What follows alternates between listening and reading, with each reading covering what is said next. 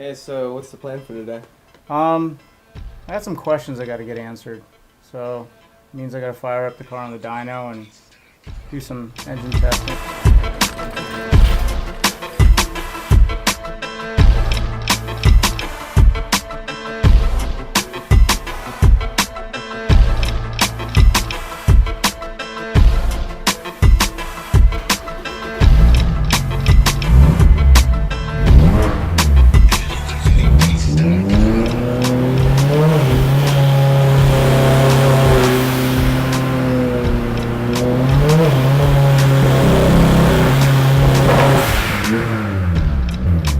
Too much exhaust flow for it. See what it does when you stick the thing under load a little bit. Try it at $3,000. $3,000.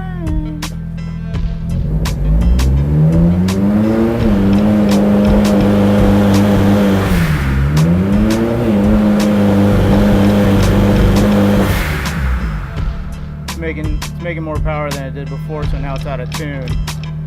It's making too much cylinder. Ultimately, power comes down to cylinder pressure.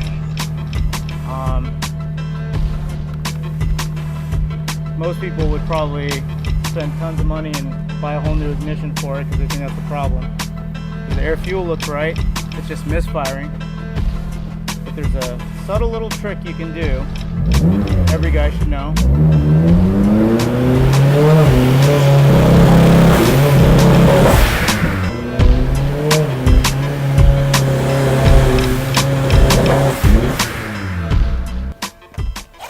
So now that we took that restrictor out of the exhaust, it's got to be for sure the plugs. Smell weird. Oh crap. This was probably from when I hosed the engine down. Oh, really? Well, this is just the corrosion that's on the plug right now. But if you look at the actual plug itself, it's running rich in a lot of areas. Maybe the heat range of the plug is not high enough. These are 7s. I've got some iridium plugs that should work a little bit better than these. But you got to measure the gap. I mean, if the spark's being blown out, basically the spark's not making it from the electrode to the conductor. So just got to check and see what the other plugs look like. It's a really simple process, to tell you the truth. It might just be dead plugs. People just assume that it's something else more ominous in their engine, but it's probably just like a $5 spark plug that's killing the system typically. All right, here's one of the big tricks with turbo cars that people don't understand. You've got a car that's not turbo to begin with, and you decide to put a turbo on it. Most people don't even pay attention to the spark plug, but if your spark plug on your naturally aspirated car comes out, let's say with a plug gap of, 0.40, that's simply way too big a gap to be using for something that's going to run much higher cylinder pressure once you start putting boost into it. So in this particular car, we're actually running about a 30 spark plug gap on all these. And most of the time, you want to run about a 25 spark plug gap.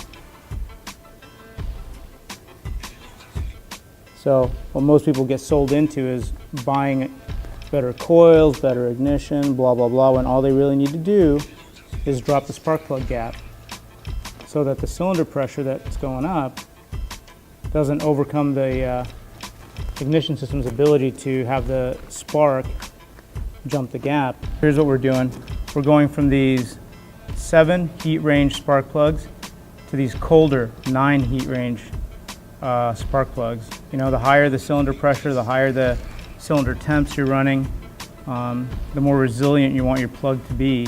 And that's the same whether you're making more boost, running more nitrous, a bigger shot, or you're running more compression.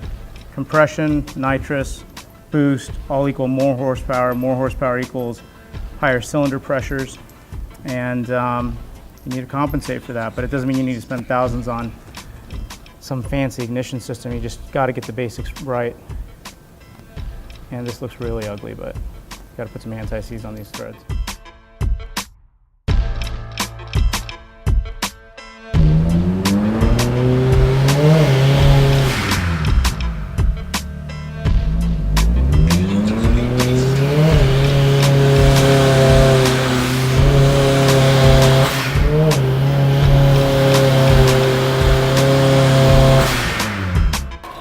So just lesson learned before you go and listen to some guy on a forum, check the basics first.